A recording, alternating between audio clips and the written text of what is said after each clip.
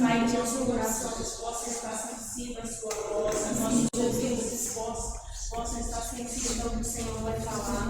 Pai, nós possamos entender que não é uma aula, mas sim um entendimento daquilo que o Senhor é. Amém. Pai, nós te entregamos os nossos corações, te entregamos aquilo que o Senhor preparou para nós.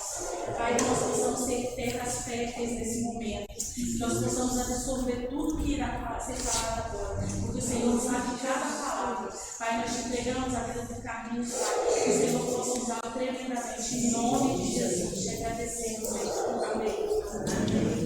Oi, gente, boa noite. Boa noite. Vocês estão felizes? Sim. Amém. Meu pai hoje, do nada, de tarde, não tão de tarde, um pouco em cima da hora, pediu para mim estar dando aula para vocês de hoje. Eu vou tentar ser tão didático quanto ele é, não sei se vou conseguir, mas é isso. Na apostila de vocês, tem uma parte que está com as setinhas, com algumas setinhas. Aí pula para a página da frente depois dessas setinhas.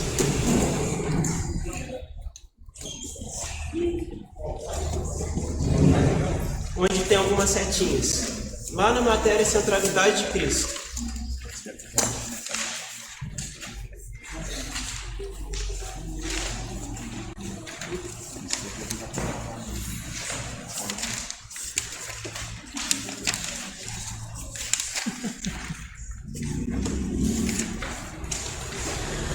Aí nessa parte vai ter uma parte que está grifada, que está escrito uma página após a página das setinhas. Vai estar escrito: a palavra profética tem 2 propósitos. Tá.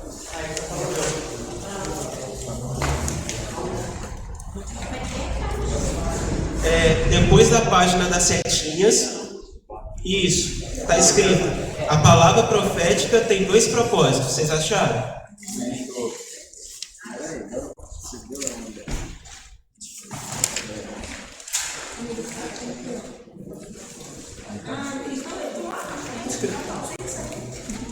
Todo mundo achou? Lá atrás? Isso, tem a página com algumas setinhas. Essa aqui, ó. Depois isso, essa página aqui. Aí na próxima página, aqui, depois ó. Dessa. Tá aqui. Não, é porque a gente já estava lá na frente. Isso, eu vou ser intencional nisso aqui, tá? É de propósito.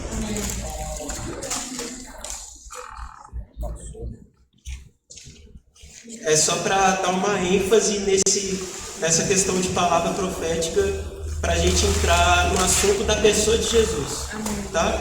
E deixa a sua Bíblia aberta em Apocalipse 19:10.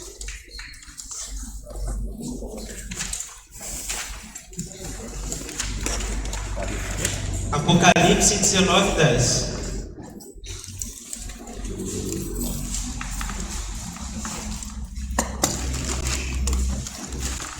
E aí tem, nessa parte, a palavra profética tem 2 propósitos, tem 2 pontos. O primeiro ponto está escrito: completar o número de salvos, Cristo voltará quando esse número chegar à sua plenitude. E o ponto 2 está escrito: fazer com que a igreja, a noiva de Cristo, tenha em si restaurada a expectativa de ser preparada e o anseio pelo noivo, e assim ela possa tomar seu devido lugar, permitindo a primazia de Cristo. Em Apocalipse 19:10 está escrito o seguinte: e eu lancei-me a seus pés para adorar, mas ele disse-me, olha, não faças tal, sou teu servo. No caso aqui é João conversando com o anjo, e de teus irmãos que têm o testemunho de Jesus. Adora a Deus, porque o testemunho de Jesus é o espírito de profecia. Então, existe uma diferença entre dom de profecia e palavra profética. O que é a palavra profética? A palavra profética é as Escrituras, é a Bíblia, é aquilo que dá o testemunho do nosso Senhor. O dom de profecia, ele é uma palavra direcionada de um profeta para uma pessoa, até mesmo uma pessoa que não tem um encargo profético sobre si, ela pode ter em si o dom de profecia, o dom de profetizar. E todo dom de profetizar, ele deve direcionar para um único lugar. Ele deve direcionar para a pessoa de Jesus. Por mais que nós tenhamos entre nós aqui pessoas que fluem no dom da palavra de conhecimento, que é você ter uma impressão no seu espírito de um estado da vida de alguém, seja do passado, seja do presente, seja de algo futuro, é diferente do dom de profecia. O dom de profecia ele sempre vai apontar para a obra de Cristo, seja para aquilo que Cristo fez no passado, seja para o que Cristo está fazendo no nosso presente, e seja para a consumação daquilo que Jesus irá fazer no futuro. Ou seja, a pessoa que tem um dom de profecia, ela sabe discernir os tempos e as estações das coisas que hão de vir. Então, tudo que nós pregamos aqui, tudo que é pregado na igreja local de outra igreja, é para, ou deveria ser, para anunciar o dia de Cristo ou as obras do Senhor. Amém? Amém. Então, baseado nessa questão da profecia e de que Jesus é a palavra de profecia, não é Ellen White, não é João Calvino, por mais que eu amo ele, não é Lutero, por mais que eu amo Lutero, não é nenhum homem, mas é o próprio Deus que quer dizer a respeito de si mesmo. Então, todo lugar que você vê, nossa, tal pessoa é nosso espírito de profecia, não considere esse lugar como uma igreja e não considere os ensinos desse lugar, porque só há um espírito de profecia. Todos os homens que nós admiramos, eles precisam estar apontando para esse lugar em Cristo e não se colocar como esse alguém que denota-se tudo para si mesmo e ele se coloca até mesmo como superior a Cristo. E por que essa matéria chama a centralidade de Cristo? Porque a pessoa de Jesus precisa governar tudo que diz respeito a gente. Então, se Cristo estiver fora do centro, fora do eixo de uma determinada denominação, essa denominação não pode ser considerada uma denominação cristã. Porque nós somos, como nós vimos lá na primeira matéria, nós somos cristãos, pequenos cristos, pessoas que precisam imitar os passos de Cristo. E para que a gente possa fazer isso, a gente precisa deixar de lado o humanismo e entrar no lugar da cristocentralidade, ou seja, Cristo no centro de todas as ações, todos os pensamentos, todos os sentimentos e tudo aquilo que diz respeito à nossa, eu vou usar essa palavra aqui, mas ela vai caber melhor, que diz respeito à nossa religião como cristianismo. Então, dá um pulo aí na sua apostila, lá na frente, que está escrito: a prática da centralidade de Cristo na ação de Deus.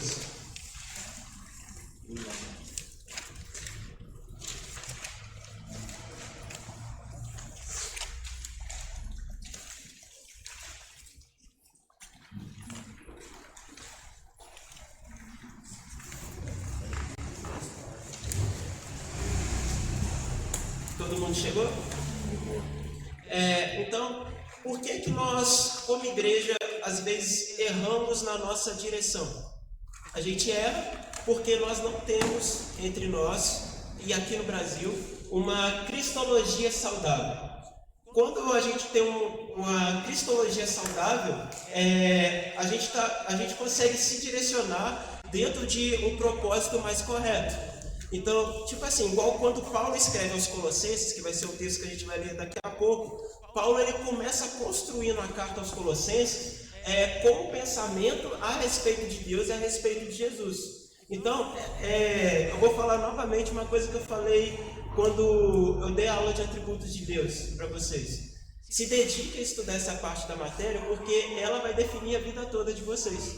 Por mais que as outras matérias sejam importantes, aquilo que diz respeito ao conhecimento de Deus e ao conhecimento de Jesus, ao caráter do Pai, ao caráter do Filho, ao caráter do Espírito, vai ser aquilo que vai nortear e que vai dar a vocês discernimento de dentro daquilo que vocês estão entrando. Amém? Então, uma cristologia saudável me faz um cristão saudável. Uma cristologia saudável, ou seja, uma doutrina a respeito do Filho de Deus saudável, me faz alguém com uma convicção em Deus maior. Me faz alguém que vai entregar uma adoração a Deus mais sincera. Me faz alguém que, ao falar do meu Senhor, irá falar com mais propriedade, porque é Cristo que vai reger todo o conhecimento e todo o norte do que eu vou falar a respeito de Deus. E o próprio Cristo menciona em sua oração que a vida eterna é essa, que conheçam a Ti como o único Deus verdadeiro e a Jesus Cristo a quem enviaste. Então, por que Paulo começa a carta de Colossenses já expondo um pensamento a respeito de Jesus? Para que aquela igreja não caia em nenhum engano. Porque o pensamento gnóstico, que era uma seita que dizia, né, e diz até hoje, que a matéria é má e aquilo que é espiritual e transcendente é bom. E aí eles falavam que Jesus não poderia ser Deus porque Jesus nasceu da carne. Só que Jesus era um homem superior, é o que os gnósticos diziam. Então Paulo já fez uma exposição enorme como essa que a gente vai ler aqui, que está em Colossenses 1,15. Ele é a imagem do Deus invisível, o primogênito sobre toda a criação, porque nele foram criadas todas as coisas, nos céus e na terra, as visíveis e as invisíveis, sejam tronos, ou seja, uma classificação de anjos superiores, sejam dominações, ou sejam principados ou potestades, sejam poderes, tudo foi criado por Ele, para Ele, e Ele existe antes de todas as coisas, e nele tudo subsiste. A gente viu na parte anterior dessa matéria que a ideia de Deus é dar ao Filho a primazia de todas as coisas. E a palavra primazia é a mesma palavra para supremacia sobre todas as coisas. Ou seja, Jesus, a ideia do Pai é dar ao seu Filho o governo de toda a criação e tudo que existe dentro da criação e tudo que irá existir dentro da própria criação quando o Senhor Jesus consumar todas as coisas. Então, a primeira prática e maravilha notícia que a gente tem de ter Cristo no centro na nossa vida é que todas as coisas foram criadas para Jesus. A gente ouve alguns pregadores falar que nós somos o centro do coração de Deus, que nós nascemos para tudo que Deus criou é para a gente, mas não é isso. Deus criou tudo em favor de seu Filho, e sem o Filho nada do que existe teria sido feito. Então a gente desfruta daquilo que é para Jesus. Quando Deus criou o jardim, Deus colocou o homem lá. Mas a ideia de Deus ter criado o jardim é por causa do respirar do amor que Ele tem pelo seu Filho.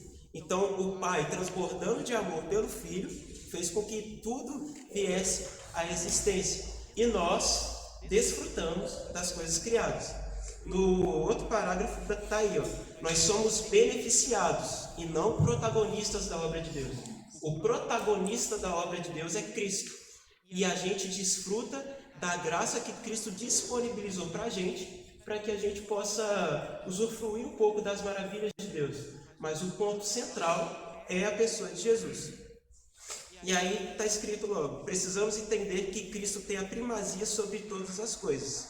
Sendo assim, ao observar ou perceber toda a obra criada, visível e invisível, nossa resposta deve ser de adoração àquele que a criou, para o qual todas as coisas foram criadas. Toda a criação, e isso obviamente inclui o homem, proclama a glória de Deus e retribui com louvor os seus feitos. Ou seja, para que o homem foi criado? Amém. O homem foi criado para a glória de Deus, mas também para render louvor a Deus e também para se alegrar na pessoa de Deus. Como a gente viu aqui, tudo foi criado por meio do Filho, mas toda a criação, tudo que respira, todas essas coisas automaticamente adoram a Deus. Até mesmo, isso pode parecer absurdo, mas até mesmo aquele que não crê a Deus, o corpo dele rende louvor a Deus. Por que o corpo dele rende louvor a Deus? Porque Deus deu para ele um coração que bate. O coração que bate está cumprindo um propósito, para pulsar. Ele deu para ele oportunidade de respirar. A respiração dele está cumprindo um propósito. Ele tem um cérebro para pensar. O cérebro dele está cumprindo um propósito. Então, até o cara que odeia Deus, inconscientemente ele está adorando a Deus. Os pássaros, eles cumprem o propósito de voar, plantar seus ninhos. Eles estão rendendo adoração a Deus, cumprindo o propósito para o qual eles foram criados. Os peixes no mar, Eles estão adorando a Deus porque eles estão ali nadando. Ou seja, e aí a gente voltando para o homem. Tá, mas ele adora a Deus, mas por que ele não é salvo? Porque ele ainda não foi redimido. Ele ainda tem sua natureza caída.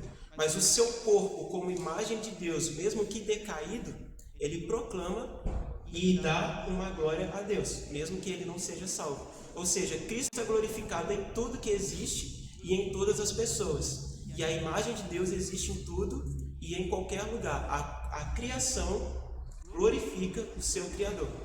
Em qualquer lugar, no sentido, você vê Deus em todas as coisas. Quem carrega mais semelhança com Deus somos nós. Mas Deus pode ser visto em todas as coisas criadas. E aí tem até o texto de Romanos 1:20. Pois os seus atributos invisíveis e seu eterno poder e divindade são vistos claramente desde a criação do mundo e percebido mediante as coisas criadas, de modo que esses homens são indesculpáveis. Ou seja, Deus se denuncia na sua própria criação, mesmo que essa criação não tenha o poder que o Evangelho tem de redimir o homem. A única coisa que pode trazer o homem para o ambiente de salvação é ouvir a mensagem do Evangelho, exercer fé nessa mensagem pela graça. Mediante essa fé, ele é salvo. E aí, continua. Os elementos criados, está na apostila de vocês, aí está como Paulo afirma.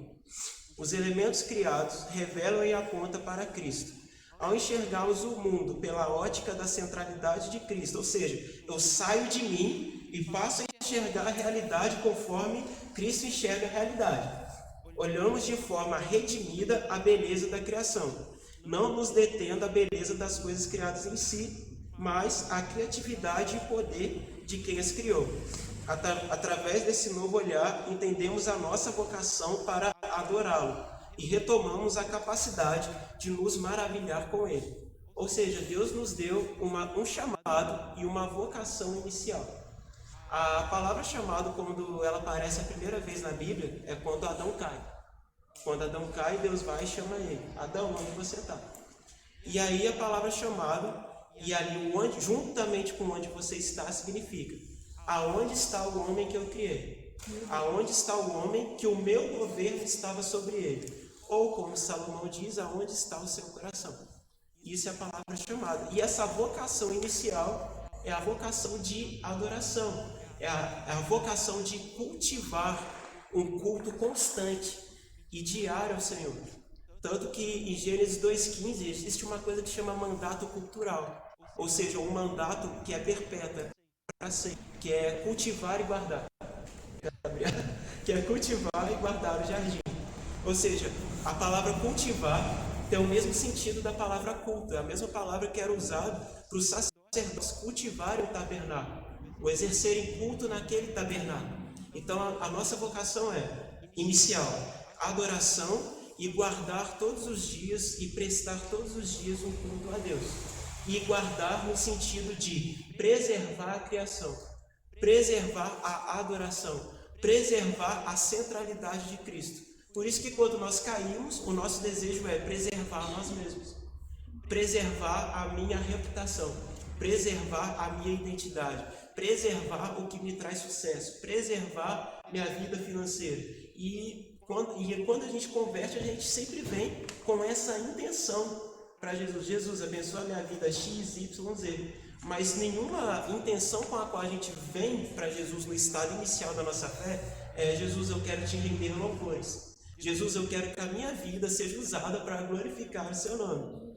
Tanto é que Paulo ensina para a igreja de Corinto, 1 Coríntios 10:31. Quer você coma, quer você beba, faça todas as coisas para a glória de Deus.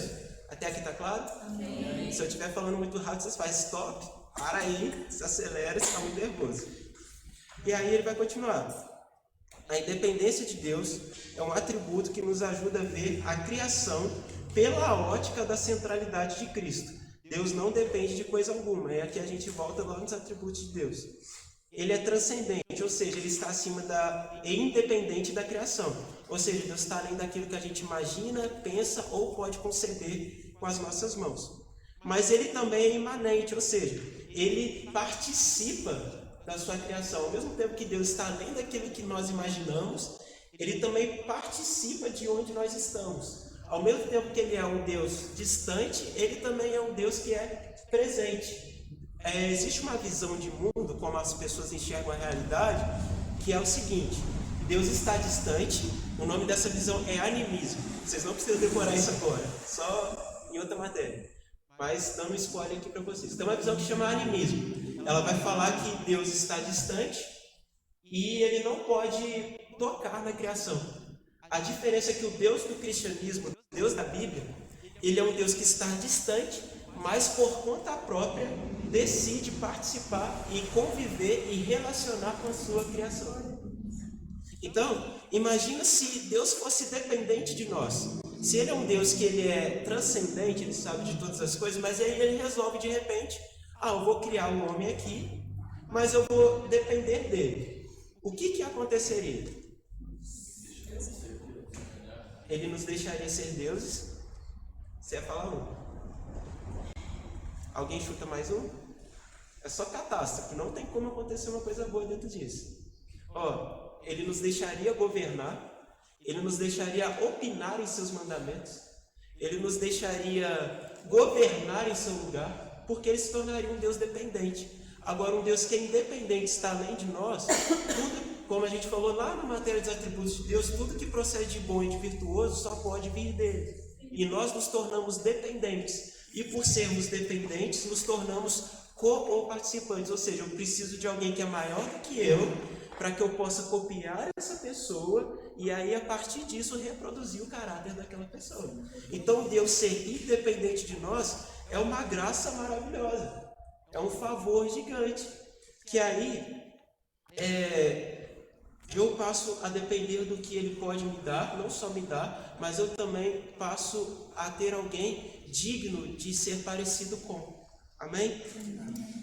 E aí ele continua: pois ele sabe que a sua criação depende dele para existir e depende dele para se manter. E aí Jó reconhece isso, ele fala: na sua mão está a vida de todo ser vivo e o espírito de todo gênero humano, ou seja, tudo que é vivo, toda a vida procede do ser de Deus. Então a gente pode concluir a partir disso que a criação e as coisas criadas, elas não são Deus. Elas não são Deus também. Tem até um pastor, que eu não vou falar nome, que eu vi um vídeo antigo dele, e eu vou falar de novo que ele é deputado. Em um vídeo dele ele fala assim: filho de peixe, peixinho é.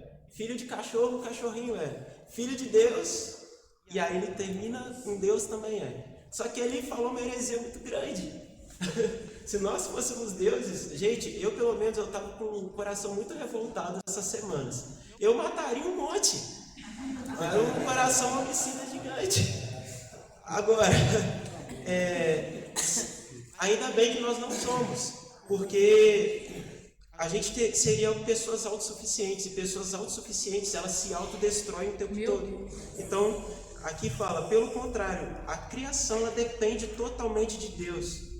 E a criação reflete essa mesma glória. Então a gente precisa aguçar essa sensibilidade para receber a grandeza, o poder, a criatividade, a beleza do nosso Criador. A fim de quê? De que fiquemos assombrados e rendemos a Deus o devido louvor. Isso é igual a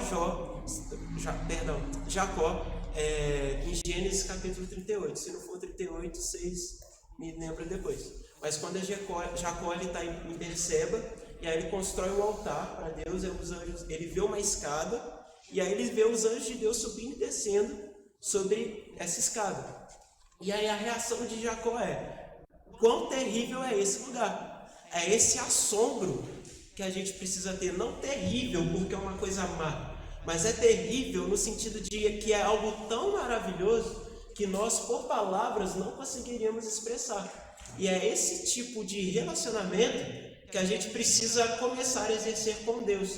E esse tipo de relacionamento, a gente vai falar por aqui, que só pode ser transmitido por meio de contemplação. Ou seja, uma observação atenta e constante do caráter, da beleza e da obra do nosso Senhor. E quando a gente consegue ter essa contemplação, a gente chega nessa palavra aqui, nesse maravilhamento. essa glória que é refletida em nós e nas coisas criadas, e aí de nós não vai sair, nossa, isso fui eu que fiz, eu sou bom. Nossa, fulano construiu, fulano é bom, mas caraca, como que Deus é bom por ter dado tal capacidade a tal pessoa? Ou então, como Deus é bom por ter me dado capacidade de construir tal coisa? Esse tipo de pensamento só pode surgir de uma pessoa que tem o próprio Cristo como centro da sua vida, porque ela saiu de si, do seu próprio egoísmo, da sua própria forma de pensar, para olhar a partir de algo que está além dela. Ainda que o Espírito Santo habita dentro de nós, pelo novo nascimento, nós recebemos a Cristo do lado de fora. Ainda que a gente fale de dentro para fora, isso é verdade, mas Cristo está fora de nós, a gente olha para Ele e percebe a sua grandeza do lado de Deus. Amém? Onde que eu parei? Assombrados devido ao louvor. Então, é impossível admirar algo criado sem admirar o seu Criador. Então, aí fala que precisamos ter em contemplação, que eu falei sobre uma visão atenta e constante ao nosso Senhor, e não mais olhar para as coisas focando em seus benefícios, que isso é fruto de queda, é fruto do homem caído. Antes buscando entender através delas o coração e o poder de quem as criou. Assim observamos a criação a partir da lente de que ela foi criada por meio dele e para ele, o qual é o sustentador de todas as coisas. Se Cristo não tivesse soberania e primazia, as coisas não teriam equilíbrio. Ou seja, os nossos relacionamentos como igreja, ele só é possível porque tem um mediador. E os nossos relacionamentos precisam ser mediados por Cristo. A nossa vida como cristãos só funciona porque tem um mediador. Ela só funciona se for mediada por Cristo. A nossa vida, seja financeira, seja em ser generosos, precisa ser mediada por alguém. Não precisa vir através de estratégias humanas, ainda que elas possam glorificar a Deus de alguma forma. Mas elas precisam o tempo todo ser mediadas por uma única pessoa.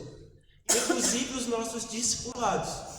O discipulado, em primeiro lugar, não precisa ser dado por alguém em relação a você, mas precisa, em primeiro lugar, o primeiro discipulado precisa ser você com Cristo e a palavra. Se Cristo e a palavra não te convencer de alguma coisa, dificilmente um homem, uma pessoa comum, vai te convencer de algo. Então, se eu não tiver um discipulado com isso aqui primeiro, o MIS não vai conseguir me discipular, porque eu não vou ser, o meu coração vai ser duro o suficiente para rejeitar as palavras dele. Então, o nosso discipulado começa com Cristo no centro. Depois, eu com mais um homem. E Cristo mediando essa relação. Amém? Está claro até aqui? Então, próximo ponto. Jesus, o centro da revelação de Deus ao homem. Gente, e eu tenho um exercício para vocês fazerem em casa. Amém? Até o final do mês, na verdade, até o final do mês não, porque o livro é pequeno. Até o dia da prova dessa matéria, vocês vão ler a carta aos Hebreus diversas vezes. Acho que tem 13 capítulos só, então vocês vão ler Hebreus todos os dias, e uma carta, o conselho de interpretação bíblica. Carta, você não lê, tipo, nossa, hoje eu vou ler Hebreus capítulo 1. Amanhã eu vou ler Hebreus capítulo 2. Você vai receber uma carta, um convite de casamento, você vai ler a carta inteira. Então, a forma mais correta de se interpretar uma carta é você pegar ela, tipo, 1 Coríntios, do capítulo 1 ao capítulo 16. Efésios, do capítulo 1 ao capítulo 6. Você não lê cartas pela metade. Se eu te der uma carta, você vai ler um pedaço hoje e vai ler outro pedaço amanhã? Não. Então, Hebreus é uma carta e ela precisa, para você absorver o conteúdo dela, você precisa ler ela inteira. Então, o desafio vocês vão ler a carta aos Hebreus diversas vezes, até o dia da prova. E aí vai ter uma questãozinha relacionada a isso. O outro propósito vocês vão ler Hebreus capítulo 10, e eu vou pedir para vocês trazer um resuminho de Hebreus 10, aí eu vou falar de onde até onde.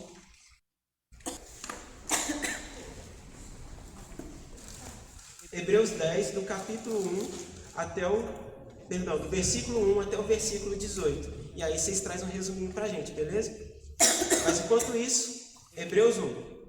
No passado, por meio dos profetas, Deus falou aos pais, muitas vezes e de muitas maneiras, nesses últimos dias. Porém, ele nos falou pelo Filho, a quem designou herdeiro de todas as coisas e por meio de quem também fez o universo.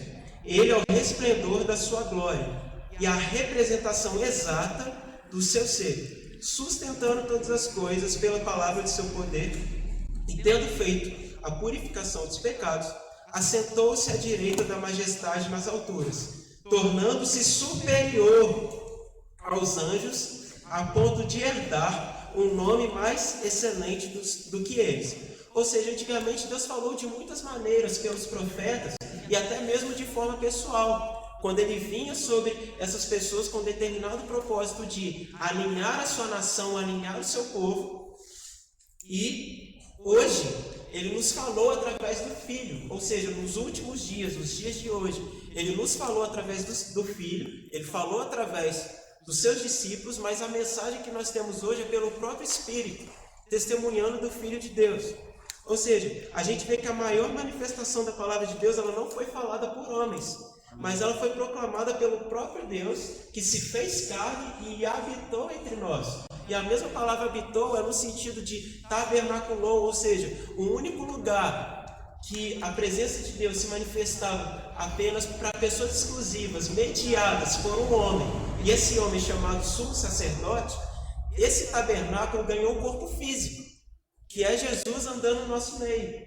É o Filho de Deus entre os homens, falando com os homens, se comunicando, ou seja, Deus em carne entre nós.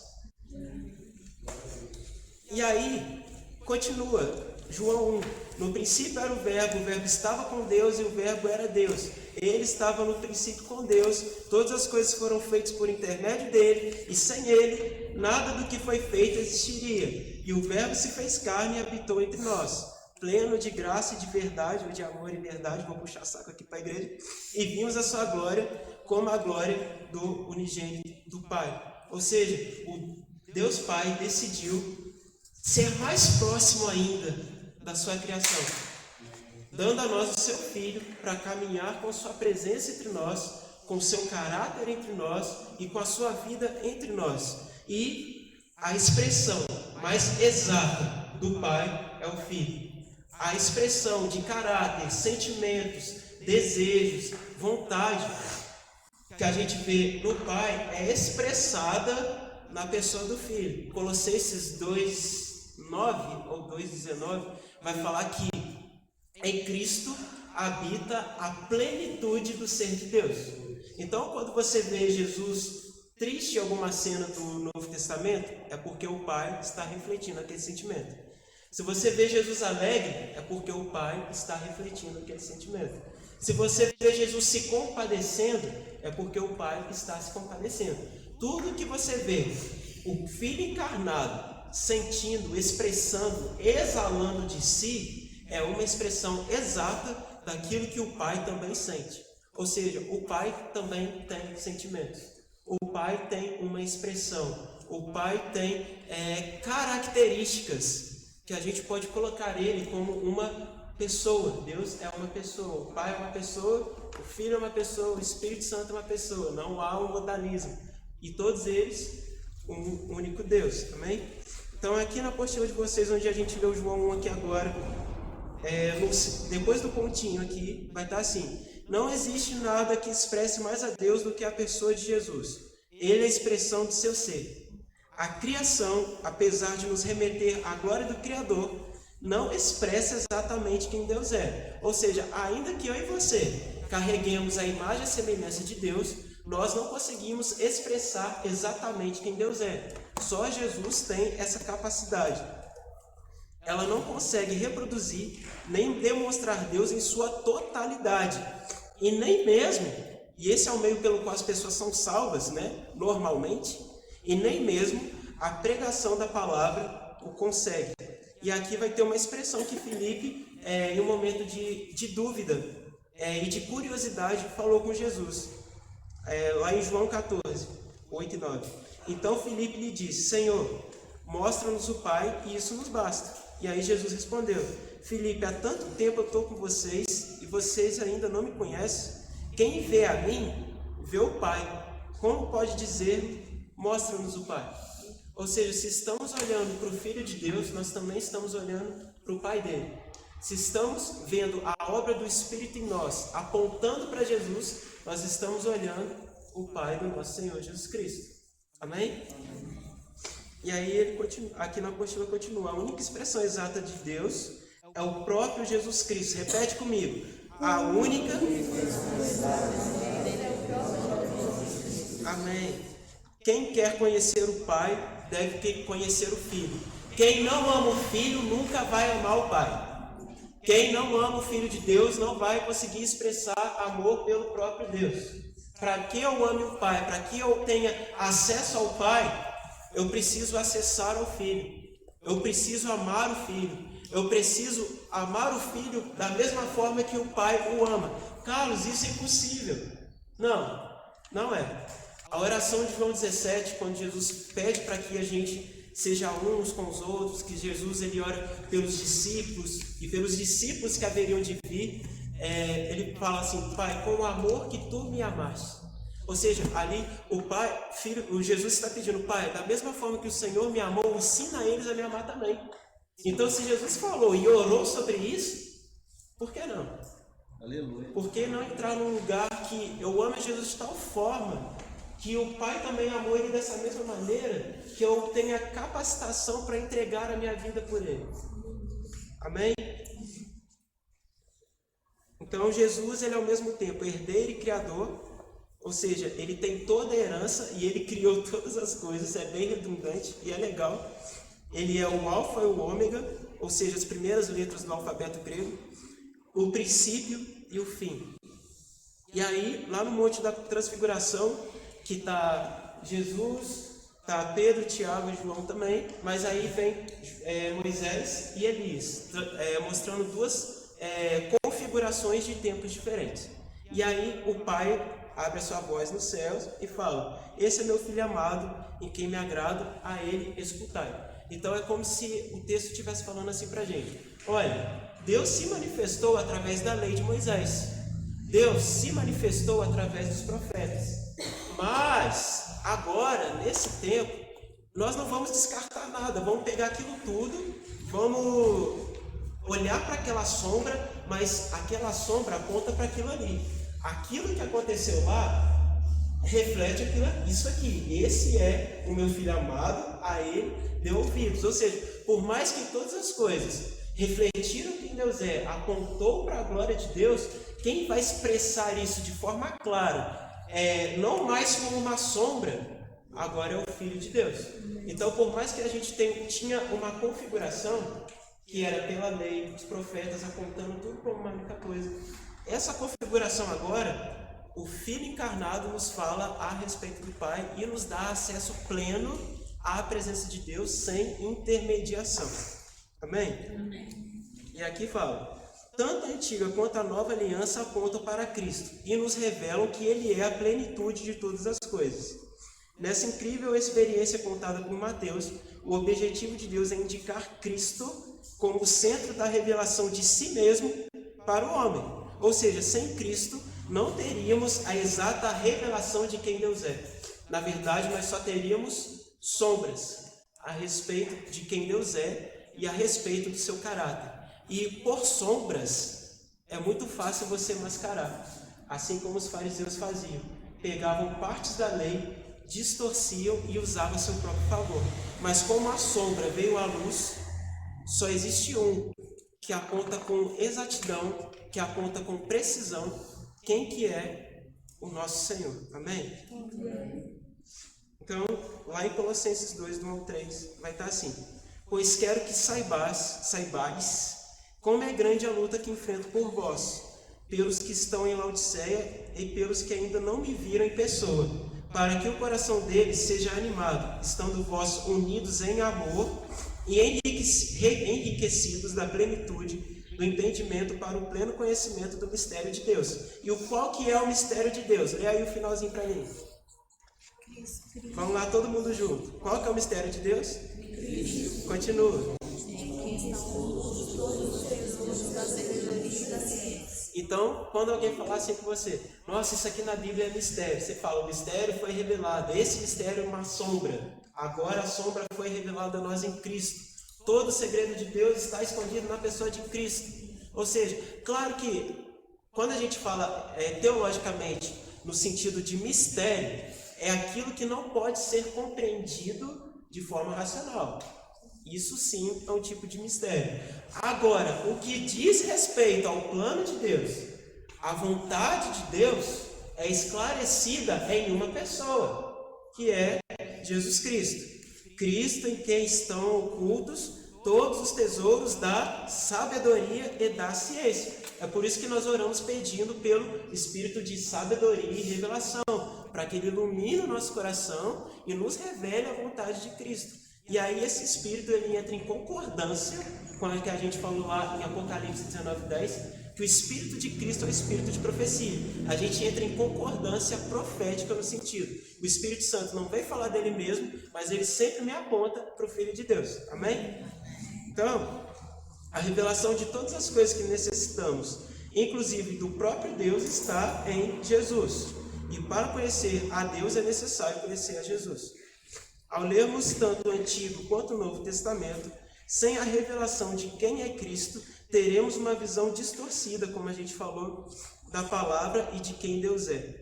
Toda a Escritura precisa ser compreendida a partir do centro da revelação de Deus, que é Jesus Cristo, e nele estão todos escondidos todos os tesouros da sabedoria e do conhecimento. Então, aí a gente vai para o próximo tópico. Jesus, o centro do favor de Deus para o homem. Aí no final do último ponto está assim: tudo que recebemos dele demonstra o seu amor por nós.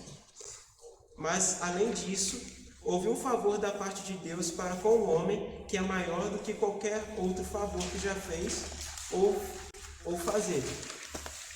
Maior ainda do que qualquer outro seria capaz de fazer. O Pai deu seu Filho por nós. Esse é o maior favor de Deus. Por mais que Deus possa abençoar a sua vida de N formas, o maior favor que Deus tem para você e o maior favor de Deus pelo qual você deveria se mover é o fato dele ter entregado seu Filho por você. Imagina se Deus decidir que a única medida que você vai andar vai ser a graça. Você vai ter coragem de andar nessa única medida? Minha graça te basta. Você não vai ter dinheiro, você não vai ter o carro do ano, você vai morar numa casinha simples e a única coisa que você vai ter é uma vela, uma Bíblia e o Espírito Santo. Está disposto? Esse é o chamado de Deus pra gente. Intervalo, gente. Daqui a pouco a gente volta.